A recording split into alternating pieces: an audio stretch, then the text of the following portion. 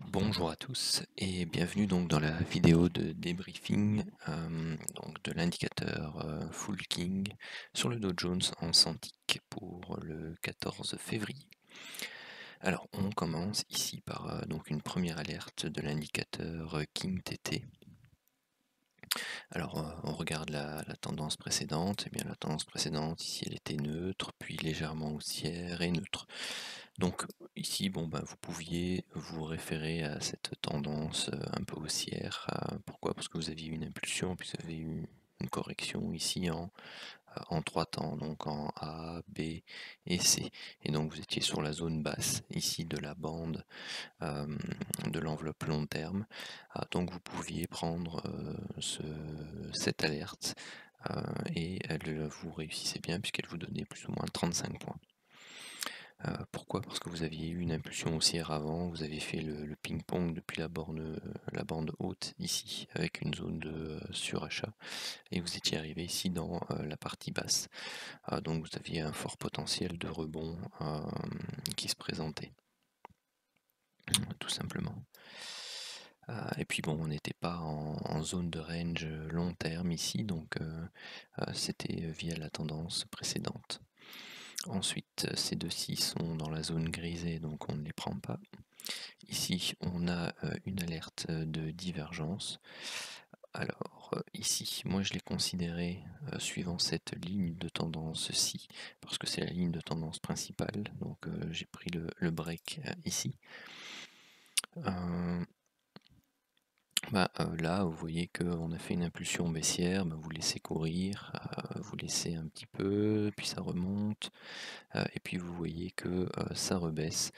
Donc à ce moment-là, vous voyez que ça fait du zigzag après une impulsion baissière ici. Donc vous devez considérer une correction en A, B et C, et du coup ne pas vous attarder dans ce trade de divergence. Donc c'est juste une latéralisation avant une reprise d'une impulsion baissière. Celui-ci. Alors celui-ci maintenant, il n'est plus considéré. Pourquoi? Parce que quand vous prenez votre écran, vous voyez que la dominance maintenant, c'est une ligne de tendance neutre, voire légèrement baissière, qui a pris le dessus par rapport à cette faible impulsion haussière qu'on a eue là. Donc maintenant, ce genre d'alertes qui ne sont pas en zone de range, eh bien on les oublie. C'est pareil pour celle-ci, pareil pour celle-là. Celle-ci, donc l'alerte de divergence, eh bien la ligne principale à casser c'était celle-là. Pourquoi? Parce que vous aviez la référence ici du deuxième point au niveau de l'indicateur, et là vous aviez le deuxième point bas au niveau des prix. Donc vous voyez bien que par rapport à cette distance là entre le signal, c'est bien ce sommet là et ce sommet là dont il faut tenir compte pour tracer sa ligne de tendance à casser. Ensuite ici donc pour rappel, donc les alertes qui sont données en vert, ce sont les alertes du système RSAV, donc ce qui est donné avec les nuages rouges pour la survente et les nuages verts pour le surachat. Les setups, donc les alertes, pour le moment ne se prennent que via des setups de divergence. Donc c'est une alerte qui vient confirmer la divergence.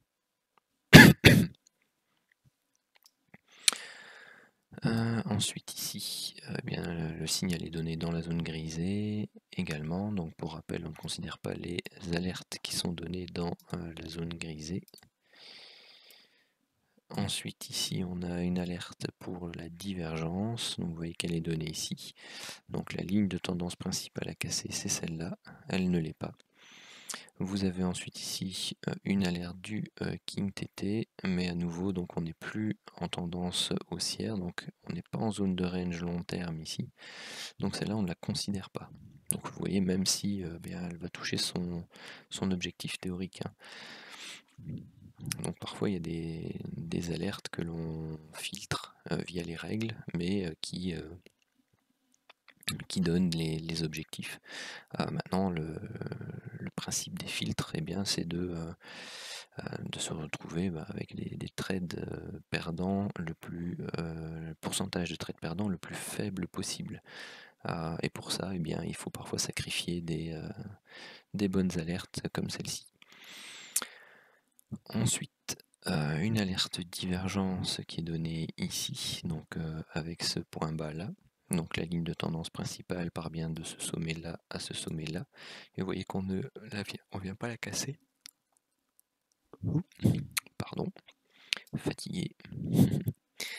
Ensuite, deuxième alerte divergence ici. Donc elle est donnée par la cassure à cet endroit-ci. Et donc là, vous voyez qu'après avoir pris position, eh bien, vous corrigez. Et puis ensuite, vous montez. Et puis vous reprenez une correction. Donc là, à nouveau, vous êtes en tendance baissière. Vous avez une impulsion baissière. Et puis vous avez une correction en A, B et C. Donc il ne faut pas hésiter quand vous voyez que le marché revient chercher votre position à sortir, même sur le break de la moyenne mobile 50 périodes ici. Eh bien, de sortir en légère perte. Donc celui-ci a été compté en stop perdant de moins 5 points.